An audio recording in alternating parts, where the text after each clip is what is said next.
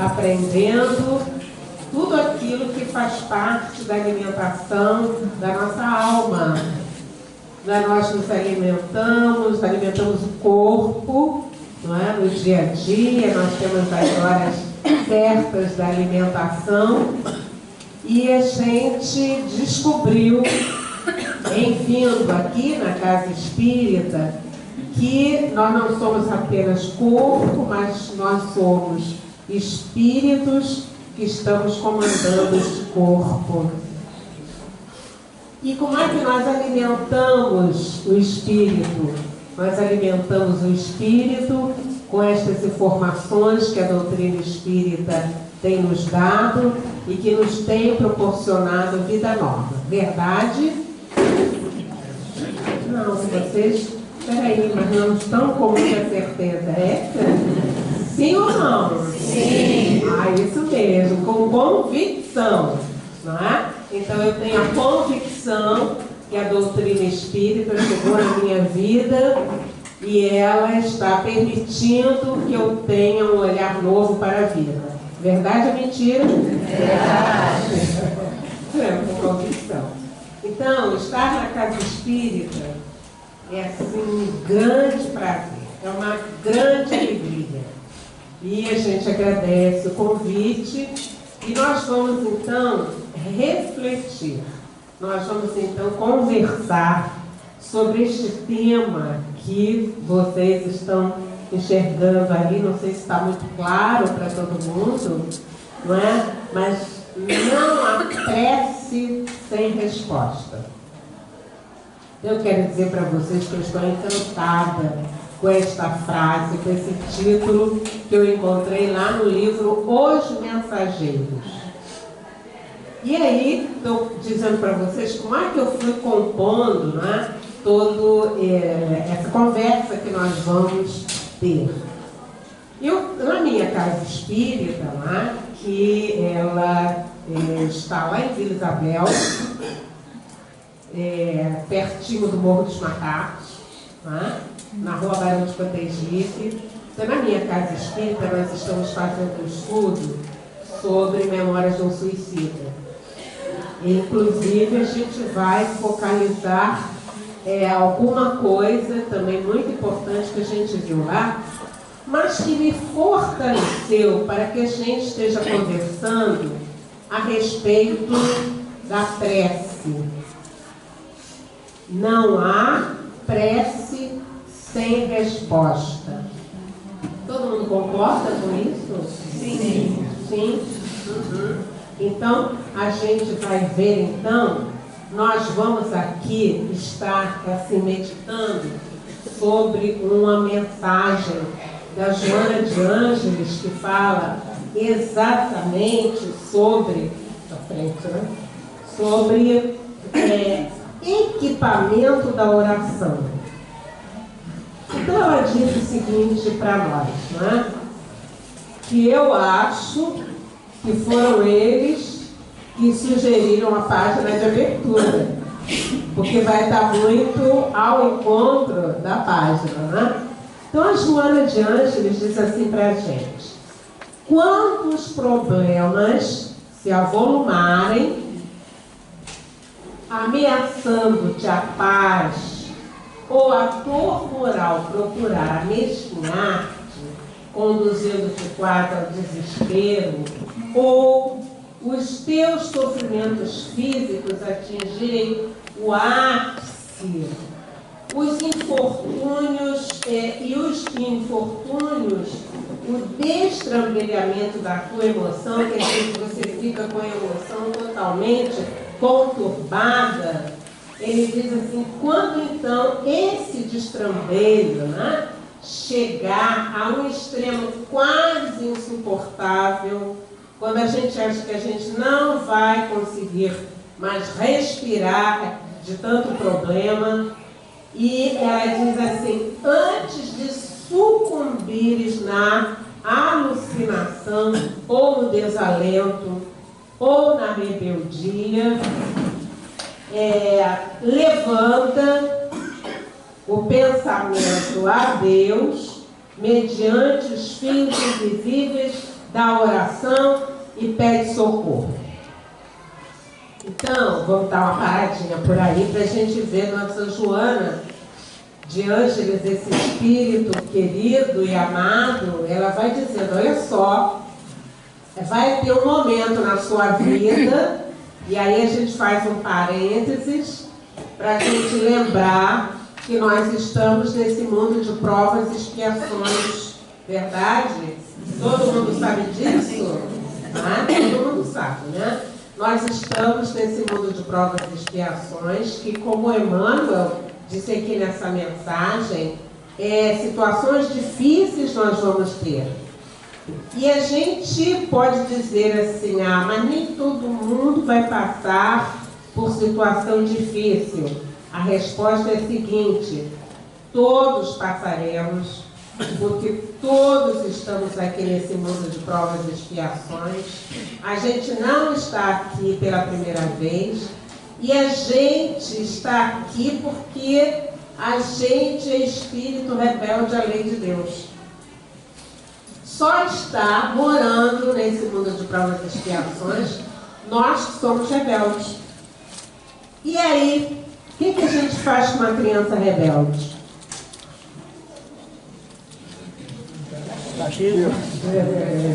Hoje em dia não pode mais, né? Botar de cara para a parede, né? Não pode bater também, né? Mas a gente vai precisar conversar, não é isso mesmo? É isso que os espíritos fazem conosco. Então, Joana de Ângeles está dizendo que nesse momento, há muitas das vezes que a gente fica sem ar. Peraí, não acredito que isso esteja acontecendo comigo. Olha que tragédia. Então, de repente, alguém que perdeu todos os haveres, é alguém que perdeu, entre aspas, um filho, que foi ao médico e soube que tem uma doença que vai precisar de fazer certas dietas. E aí o que acontece? Nessa hora, a gente, como que às vezes uma separação deixa você meio tonto. Então ela diz que nesta hora, ao invés de você se desesperar e partir para algumas atitudes que não vão ser úteis para você, você levanta o pensamento a Deus, mediante os fios invisíveis da oração, e pede socorro. Então, é pedir socorro. Não sei o que eu vou fazer. Pede socorro a Deus. E ela ainda diz: a prece é a solução final para os momentos que precedem o paroxismo, a perplexidade, o descalabro da loucura, oferecendo de imediato respostas às soluções. Então, ela está dizendo para nós que a prece nos traz resposta imediata, de início, e rompe o tropel das desgraças. Depois, proporciona a claridade mental para entendê-las e, por fim, acalma, reconforta e propõe os métodos para contornar e resolver quaisquer que sejam as dificuldades. E ela ainda diz: certamente não impede o sofrimento, porque este tem a sua razão de ser. Então vejam bem, a prece não vai impedir o sofrimento, não é? E ela ainda diz: tem razão de ser. Então, os nossos sofrimentos, eles têm uma causa que a gente não deve procurar saber qual é a causa. Mas, Darcy, estou sofrendo, estou batendo assim a porta, estou sofrendo, me diz por que eu estou sofrendo? A gente também já aprendeu que a gente não deve procurar saber. Isso porque a nossa encarnação hoje é melhor do que a anterior. E a gente não tem condição moral de saber o que foi passado. Já imaginam se dizem pra gente que a gente estava naquele grupo de extermínio, etc e tal, hoje, com o nosso conhecimento, a gente não ia aguentar. Olha, você esteve naquele grupo lá dos escravos, você era feitor, fazia, acontecia. Não quero saber. E aí, então, ela diz pra gente, né, que a gente saiba que o nosso sofrimento tem uma razão. E ele diz assim, ela diz assim, né? Então, a prece, a oração que eu faço, não vai me impedir o sofrimento, porque o sofrimento, tem a sua razão de ser, tornando-se necessária a advertência ou convite à reflexão, porém propicia recursos para enfrentar a situação amarga. Então nós podemos dizer que a prece e todo o conhecimento que nós temos fortalece os nossos ombros. Isso é assim, seu sofrimento diminuiu? Não diminuiu, mas meus ombros ficaram mais fortes, verdade? Todo mundo já passou por um sofrimento grande aqui? Todo mundo, você não? Ai, que bom, querida. Não, pequenininho. Passe tranquilo, isso aí. Batido, que bom. E aí, sim, até agora, então tudo bem, vamos lá. Está no lucro, né? Aí, ela, para terminar a mensagem, ela diz isso pra gente. A prece é a mais eficaz terapia que se conhece por ser útil nos mais variados processos de aflição, brindando lucidez e refrigério. Então, eu estou debaixo. Aliás, eu ia colocar um exemplo, mas como eu ali estou mostrando para vocês o que aconteceu, aí nós vamos ver, né? Pode passar. Aí, então, 2 casos para a gente refletir. Justamente a respeito dessa aflição. A prece do pai de Margaridinha, do livro Memórias do Suicida de Ivone Pereira. Levanta o braço quem já leu esse livro. Pode levantar, levante bem. Isso, então tá, ótimo. Este livro, as pessoas dizem assim, olha, quem está começando não deve estar começando por esse livro, vamos começar pelas bases, para que depois a gente leia. Mas no caso que a gente tira, né, porque nós estávamos falando a respeito do sofrimento. A Joana de Ângeles vem falando com a gente a respeito do sofrimento, né? Quando a gente está naquele sofrimento que a gente não sabe o que vai acontecer, para onde a gente vai, a gente ora.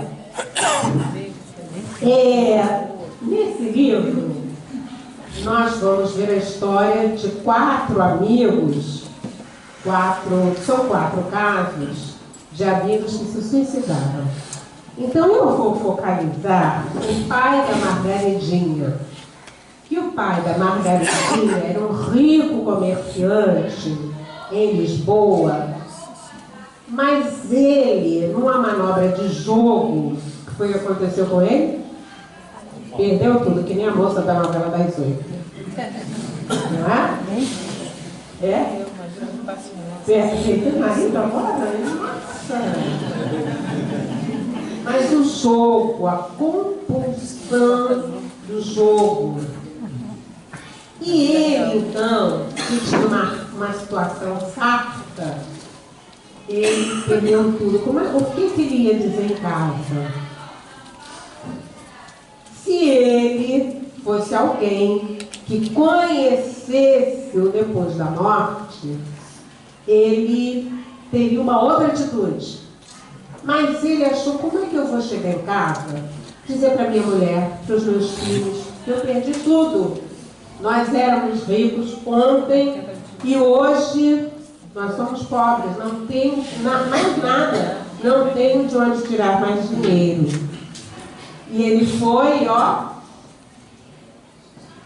suicidou-se. Ele não teve a coragem moral de chegar para o grupo e dizer, perdemos tudo, vamos ter que recomeçar. A gente não poderia fazer isso? Recomeço, né? Mas ele não teve essa visão, ele não tinha esta visão como muitos e muitos amigos que buscam suicídio. Acham que a vida, acham que os problemas estão maiores do que pode carregar e aí se suicida.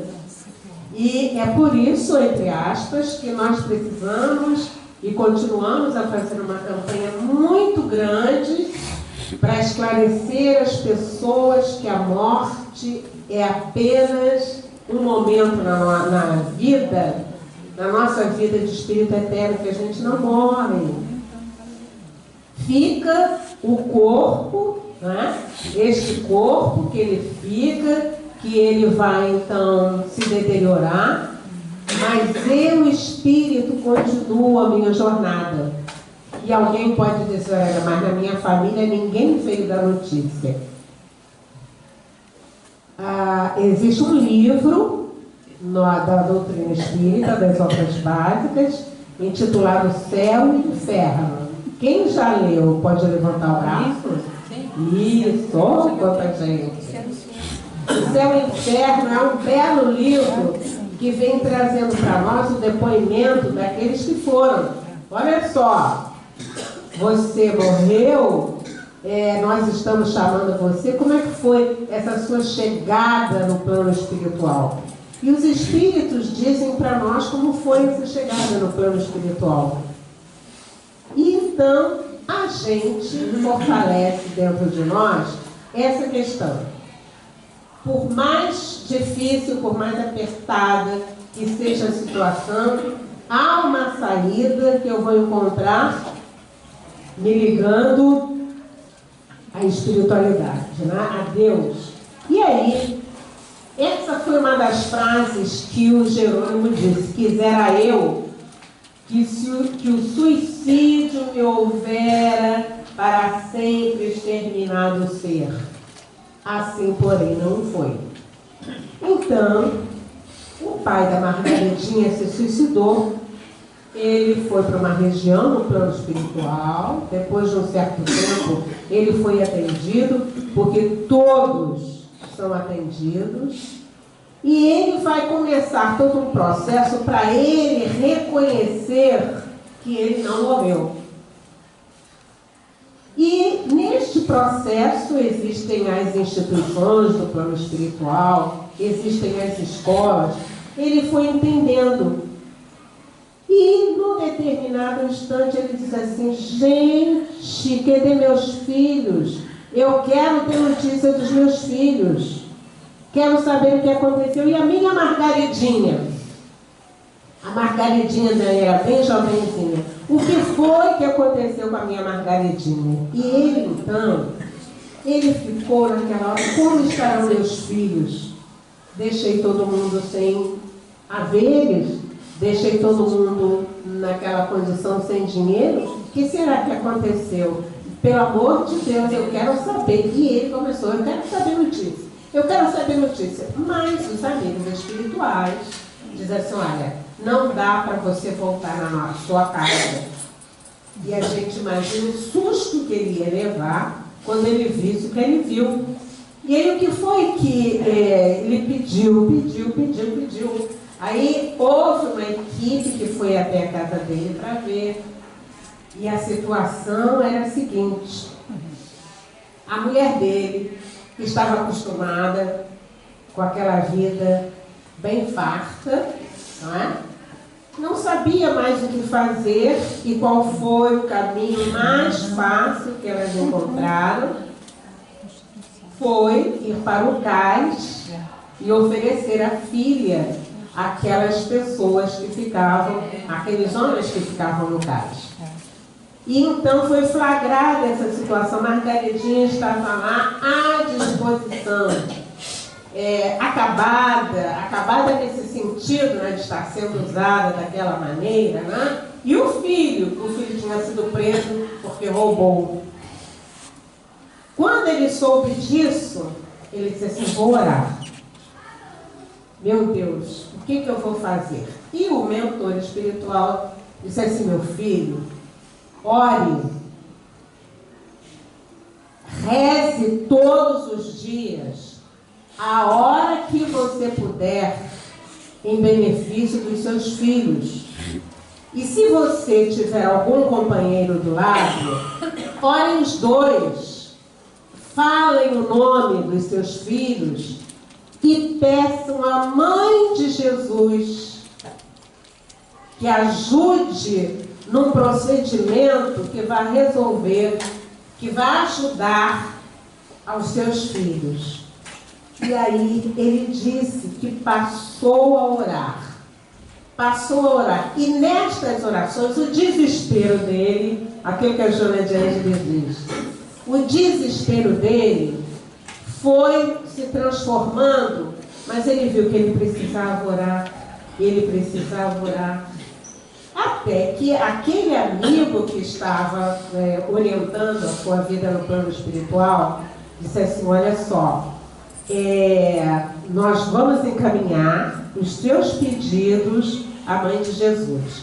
E alguém pode estar perguntando: por que não encaminhou logo? Não é? Não foi isso que vocês estavam pensando? Por que não encaminhou logo? Olha, sou médium, eu captei. E acontece que aquela oração precisava vir do fundo do coração. Vocês estão entendendo o que acontece? Às vezes a gente ora, a nossa oração não chega a esse teto. Ou às vezes a gente está na hora de dormir, Pai Nosso que está aqui na frente. Não é? Dormiu. Ou então, onde é que eu estava? Dormindo. E aí, ele precisava sentir aquela prece do fundo do coração. Ou então aquela coisa, eu estou pedindo aqui, eu estou pedindo, não vou mais rezar, porque eu peço, vocês não me atendem. Essa questão é nossa, eu tenho que pedir. E aí aquela coisa foi amadurecendo e ele foi se sentindo reconfortado com aquela prece, mas a mente dele estava nos filhos. Eu preciso ajudar os meus filhos, preciso ajudar. Quando ele estava realmente orando, o irmão Teócrito disse assim, olha só, vamos encaminhar sua prece à mãe de Jesus. Continue orando. Continue orando e falando em nome dos seus filhos. Eu estou aqui orando pela Margaridinha, eu estou aqui orando pelo Albano. Aí ele dizia Albano de Oliveira, Margaridinha de Oliveira, e ele ia dizer, há um determinado dia, o irmão Teócrito o chama Jerônimo, venha até aqui, a nossa sala, e aí acontece uma coisa lindíssima, meus irmãos. O irmão Teócrito mostra para ele um pergaminho. Olha, a mãe de Jesus aceitou as suas preces e manda algumas providências. Então o Jerônimo disse que antes de ele pegou o pergaminho e ele ficou assim tremendo, disse assim, meu Deus do céu, a mãe de Jesus mandou essas providências, vamos abrir. E a mãe de Jesus dizia que tinham que haver providências imediatas para socorrer os dois filhos. Jerônimo fica tão feliz, que ele diz assim, meu Deus, o que eu vou fazer em recompensa a essa medida que vai ser de ajudar os meus filhos? E depois eu vou dizer o que foi que ele prometeu. E aí vocês estão perguntando quais foram as providências a tomarem, porque a Margaridinha com a mãe estava lá naquela situação triste. A mãe de Jesus pede que seja imediatamente providenciado o socorro. Então vamos socorrer. O que nós vamos fazer? Aí a equipe encarregada desse socorro vai, se vale de alguns outros amigos, e diz assim, então nós vamos imediatamente socorrer a Margaridinha, porque a Margaridinha estava naquela situação, não porque ela tivesse aquela índole, mas porque... Por que ela chegou àquela situação? Os caminhos, né? Não havia, em realidade, não era para ela chegar até ali. E aí, então, eles combinam dos amigos espirituais, dos amigos, uma equipe, e a Margaridinha estava lá naquela situação. E aí, um amigo espiritual disse assim, meu filho, você vai lá e você pegue, você passe a mão assim na perna de Margaridinha, no joelho de Margaridinha, era o espírito, tá? Então o espírito vai fazer aquele, como se fosse um passe na perna de Margaridinha. Margaridinha caiu. Margaridinha que estava naquele meio daqueles homens todos bebendo, se aproveitando, Margaridinha caiu. Quando ela caiu, os homens, ela morreu, vamos correr. E o dono do bar daquela região diz assim, leva logo para o hospital que eu não quero confusão. A Margaridinha ficou uma semana em estado de coma, mas durante esse período, minha gente, a espiritualidade, os amigos espirituais aproveitaram para conversar com aquele espírito a respeito da importância da vida, o sentido da vida, a renovação, que ela era realmente uma filha de Deus e que ela então podia ter um destino diferente em que ela fosse fazer o seu crescimento espiritual. Isto acontece com a Margaridinha. E com o Albano, que estava lá no presídio, houve um grupo que se interessou por ele, porque ele era um jovem, e passaram a levar livros espíritas. Ele começou a ler, e a partir daí a história dele mudou. A equipe volta, Jerônimo sabe daquilo que aconteceu, e ele então diz assim: olha só, eu não posso medir esforços no sentido de que eu ajude a mãe de Jesus no outro trabalho. Eu quero ser alguém que vá tomar conta de orfanato, para que as crianças que não tenham pais, elas sejam orientadas a amar a Deus desde cedo. E aí, minha gente, eu estou assim, relatando para vocês rapidamente essa história, né? Mas o que eu queria que a gente, já que nós estamos falando da prece, não há prece sem resposta. O Jerônimo pediu, quer dizer, espírito, numa situação difícil, ex-suicida, não é? Ele vai, ele ora, ele pede e ele consegue. Aí a gente diz: não há prece sem resposta. As providências vêm. Então nós é que vamos precisar estar atentos para ouvir essas respostas. Mas é aquela questão, né? Muitos de nós, né? Nós temos de alguns outros grupos religiosos que a oração para nós ficou mecânica. E o que está se pedindo é que ela seja realmente, não é, que ela faça realmente conosco esse instante de concentração, de entendimento, de pedidos.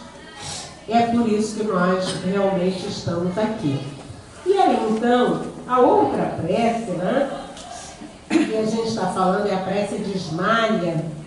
Essa prece de Ismália vai dizer para a gente o que acontece na hora que a gente está orando. Havia um tipo de atendimento a espíritos necessitados. E aí, então, quem é que vai fazer a prece? Aquela questão, quem é que vai fazer a prece? Você faz? Não, eu ainda não estou pronto para fazer. Você faz? Não é assim que acontece em grupo de estudo? Não, hoje não. Hoje não. A Ismália era aquela pessoa que ela orava com o coração. E na medida que ela orava com o coração, saía assim do peito dela raios de luz que envolvia todos. É o que vai acontecer conosco agora, que eu vou pedir ao nosso amigo para tocar aquela prece do Pai Nosso. E aí o que vai acontecer? Nós aqui agora vamos fazer que nem a Ismália.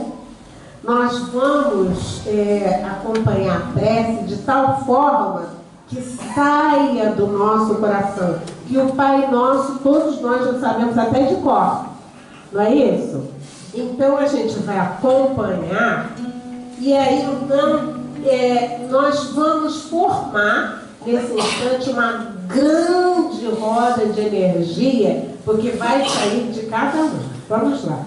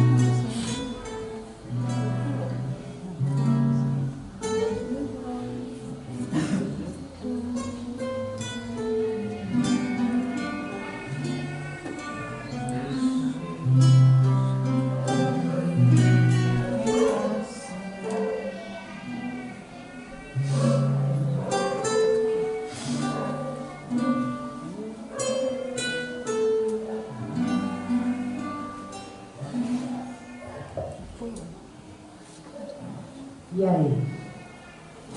Como é que nós oramos nessa hora, né? Então a gente coloca a alma, não é, dizendo assim ao Pai que está nos céus. Então, na medida que nós nos colocamos nesta posição, nós abrimos clareiras na nossa mente para que os nossos pedidos sejam atendidos, não é? E aí, Dr. Bezerra de Menezes, ele diz para a gente o seguinte: filhos, não vos esqueçais de orar. Orar o que ele diz ali? Sempre. Ah, mas eu não vou fazer mais nada senão orar. Não é? Eu tenho que trabalhar, eu tenho que estar na cozinha, eu tenho que cuidar das minhas crianças. Mas este orar sempre é colocar aquele pensamento em Deus naquilo que a gente está fazendo. E ele diz: a oração possibilita ao humano aclarar os próprios sentimentos. Quem se habitua a orar não se entrega ao desespero e à revolta. Então estamos acordando, graças a Deus, mais um dia na minha vida, e que eu esteja fortalecido, amparado, na certeza da presença dos amigos junto de mim. Está indo para o trabalho? Dá uma parada, olha as árvores, olha o céu, tudo isso é bênção de Deus. Por mais que seja difícil a situação que a gente esteja passando, a uma porta, né, vai se abrir. E aí ele diz: a prece jamais é um monólogo. Aí vamos repetir essa frase para a gente estar assim com ela no nosso coração. O que quer dizer? A prece jamais é um monólogo, quer dizer, eu não falo sozinha. Mas como é que eu vou saber disso? Mas eu sei que eu tenho um anjo guardião.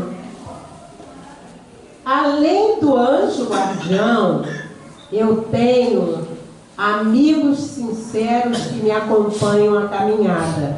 Mas eu não sei disso, mas a gente já aprendeu isso, não é? Nos nossos estudos. Nós temos espíritos amigos que também velam e lutam por nós.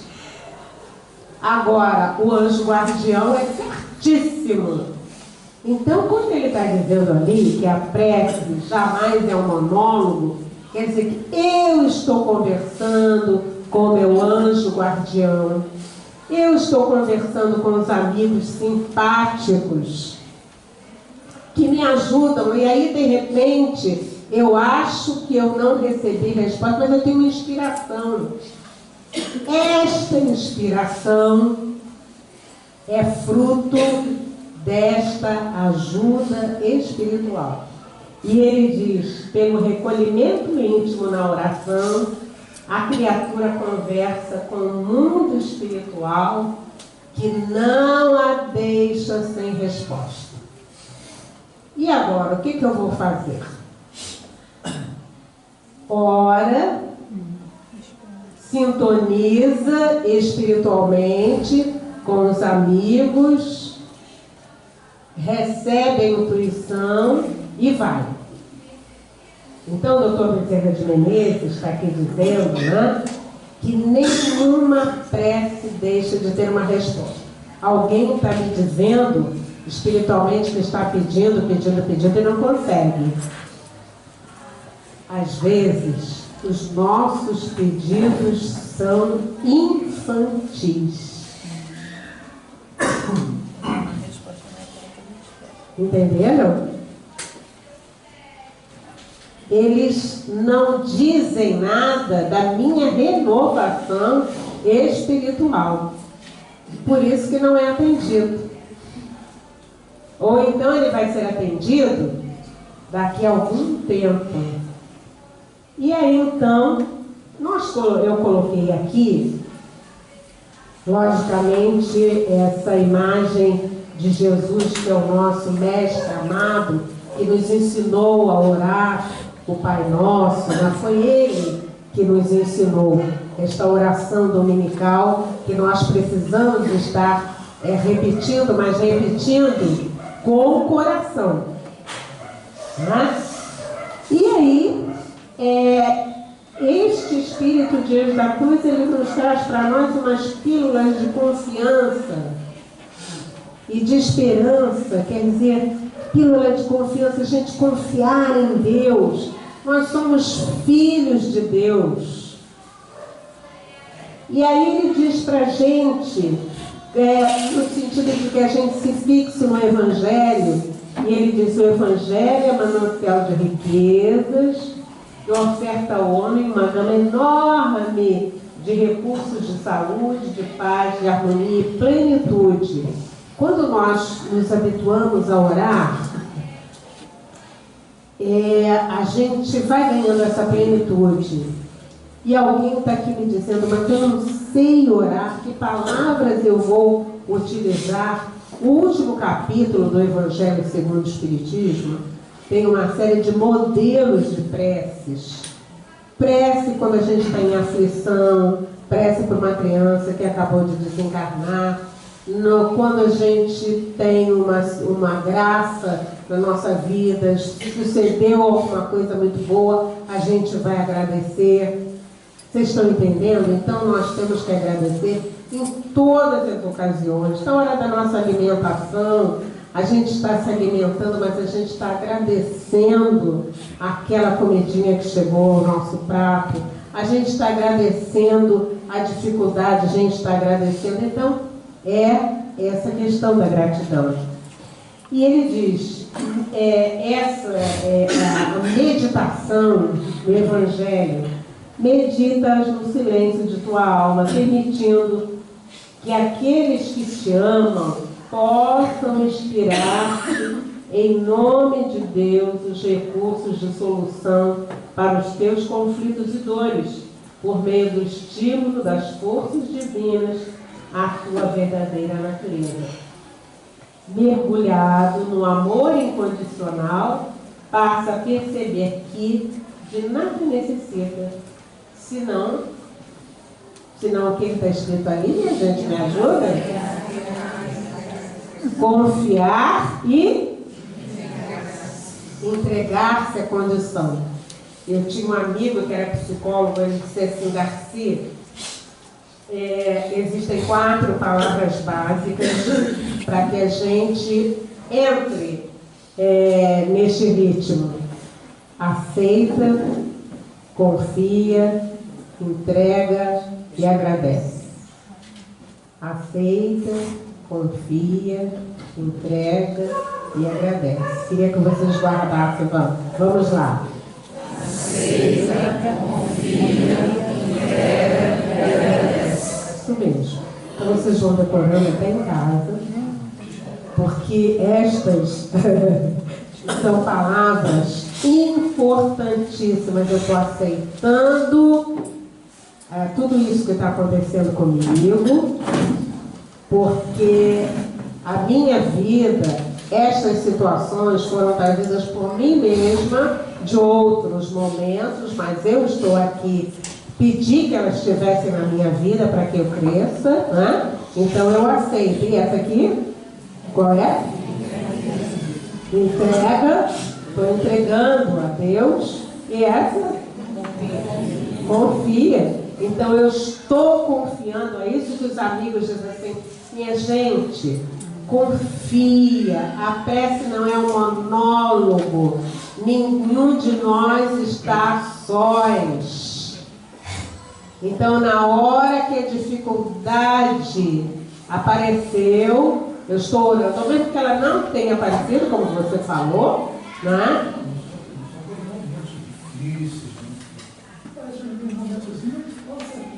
Isto, mas nesses momentos, antes da gente, vou tomar uma providência e vou... Peraí.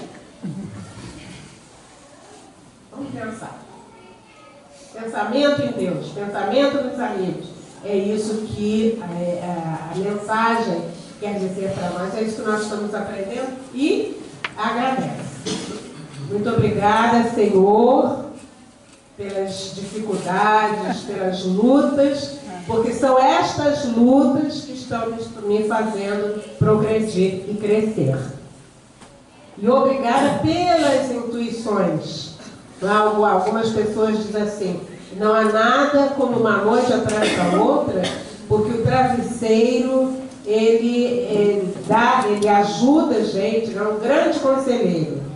Em realidade, não é um travesseiro.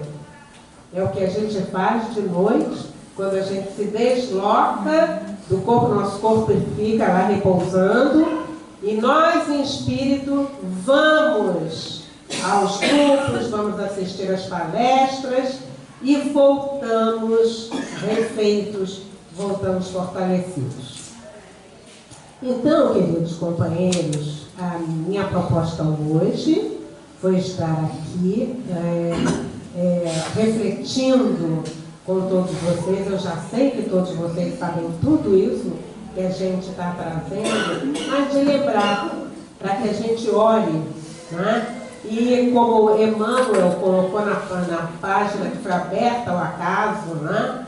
Ele está dizendo para a gente que nós estamos vivendo momentos complexos, e nesses momentos mais difíceis, que a gente olhe, que a gente confie, que a gente saiba que ninguém está desamparado e existe alguém que está com o leme dessa embarcação que se chama Brasil.